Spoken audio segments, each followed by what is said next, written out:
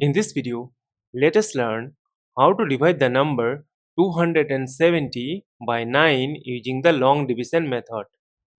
Consider the first digit 2. It is less than 9.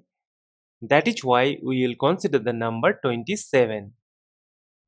From the multiplication table of 9, we know that 9 times 3 is 27.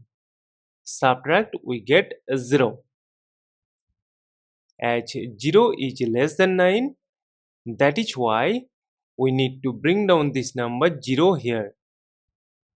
But see that this is the number 0. So we will remove 1 0. Now from the multiplication table of 9, we again know that 9 times 0 is 0. Subtract, we get a 0. As we have no number to bring down here and got the remainder 0, so we will stop. Therefore, 270 divided by 9 is equal to 30.